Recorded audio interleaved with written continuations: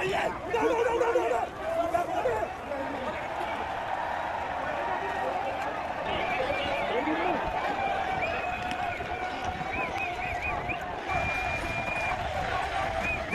enggak Pak, Anda.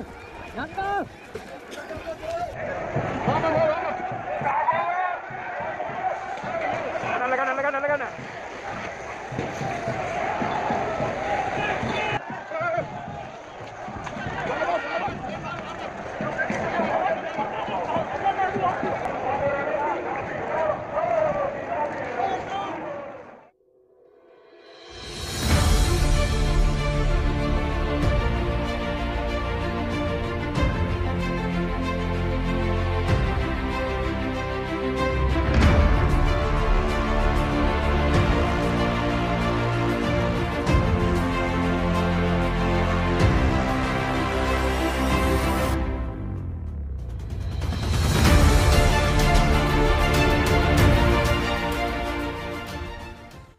Bismillahirrahmanirrahim. Assalamualaikum warahmatullahi wabarakatuh. Waalaikumsalam warahmatullahi wabarakatuh.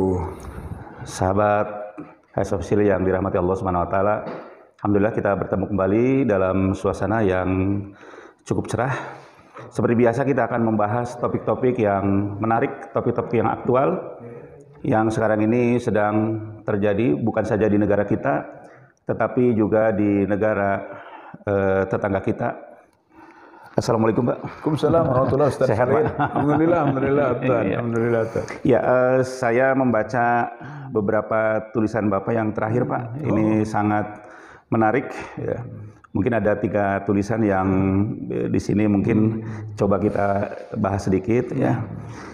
Mungkin kita mulai Pak dari tulisan Bapak tentang Raja Paksa dipaksa mundur. Oh, iya. Ya, ini Pak, pengertian Raja Paksa sendiri itu maksudnya apa Pak? Ya, Raja Paksa itu sebenarnya nama orangnya Pak ya. Oh, nama orangnya. Nama orang itu nama Presiden Sri Lanka terakhir. Gitu kan. Ya, jadi apa tuh Gotabaya Raja Paksa. Gitu. Dan itu keluarga, keluarga Raja Paksa. Itu memang pas sekali. Gitu. Akhirnya rajanya itu dipaksa gitu kan untuk turun tahta. Ya memang seperti nyambung gitu. Seperti nyambung gitu kan. Memang dia keluarganya itu berkuasa lama, Pak. Iya. Jadi adiknya juga untuk kakaknya itu ya, yang kakaknya kalau tidak salah kakaknya itu Mahinda Raja Paksa itu dulu presiden. Itu Gotabaya Raja Paksa. Gitu.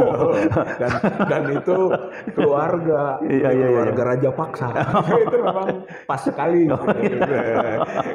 Akhirnya rajanya itu dipaksa gitu kan untuk turun tahta. Ya memang seperti nyambung gitu. Seperti nyambung gitu kan. Memang dia keluarganya itu berkuasa lama, Pak. Iya. Jadi adiknya juga untuk kakaknya itu ya, yang kakaknya kalau tidak salah kakaknya itu Mahinda Raja Paksa itu dulu presiden. Itu 2 periode. Iya. Kemudian ketika Gotabaya Raja Paksa jadi presiden, jadi perdana menteri.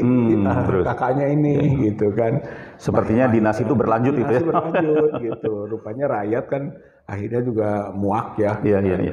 Dengan cara pemerintahan yang nepotisme seperti itu gitu kan. Belum lagi kasus-kasus lain gitu kan, seperti krisis ekonomi dan sebagainya. Ya akhirnya Raja Paksa dipaksa untuk tidak jadi raja. Iya. Baik Pak. Iya Pak. Ya Pak, kalau melihat dari kejadian ini, kalau di negeri kita sepertinya agak mustahil, tapi ini kok terjadi.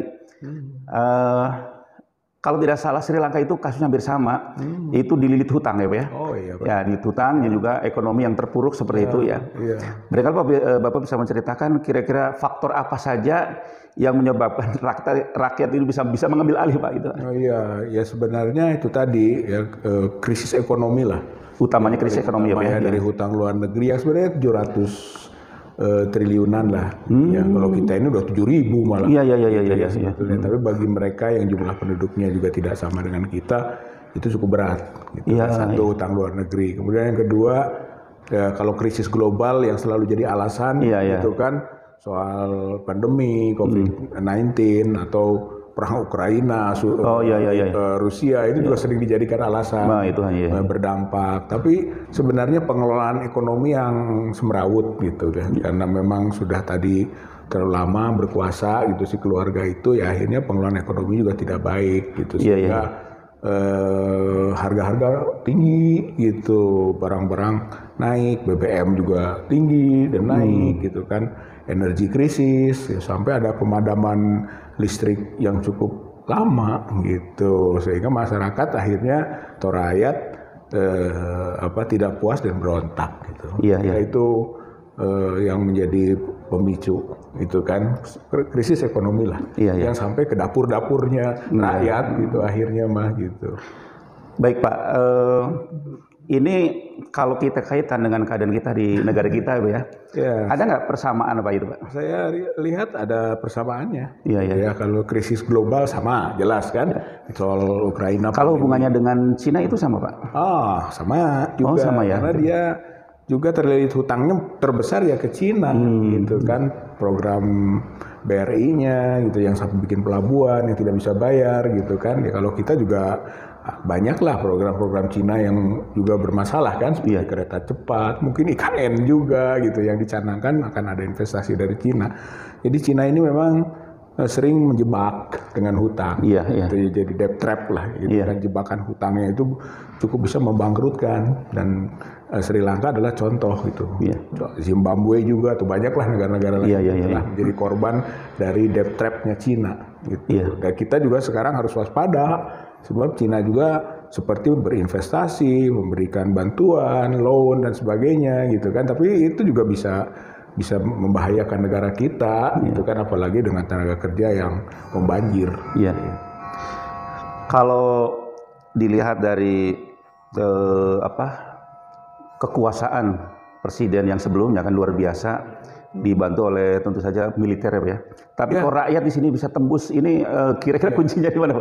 Rakyat bisa menguasai istana, bahkan rumahnya sendiri itu dibakar gitu. Ini kuncinya di mana Pak? Itu ada adagium kan, itu Ustaz Solihin.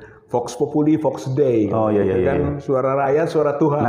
Gitu. Jadi kalau rakyat sudah akhirnya menyampaikan isi hatinya secara merata gitu kan, dan mereka menderita gitu kan, pasti suaranya itu suara yang menggelegar gitu ya, istana juga bisa goyang gitu kan, gempa lah gitu kalau rakyat sudah sama-sama merasakan ada penderitaan yang sama. Kelihatannya kesenjangan tuh terasa, kan terlihat dari ketika mereka menyerbu istana gitu kan, ternyata istananya luar biasa mewahnya gitu, sampai juga soal listrik begitu borosnya, di kamar mandi AC-nya juga ada, sementara rakyat jadi berbanding terbalik dengan keadaan rakyatnya gitu. Jadi emang itu kesenjangan ya, social gap lah, jadi kesenjangan sosialnya tinggi, dan memang si raja itu raja paksa ya, walaupun namanya presiden, raja paksa itu hidupnya mewah-mewah. Memang mereka menikmati kekuasaan. Akhirnya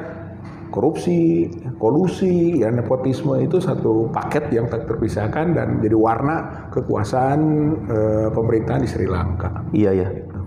Jadi sahabat sekalian, seberapa besar pun kekuasaan, kalau dia berbuat tirani, pada suatu saat dia akan jatuh juga. Ya, lambat laun siapapun juga yang berkuasa pasti akan jatuh. Nah, ini tentu saja harus menjadi cerminan di negara kita.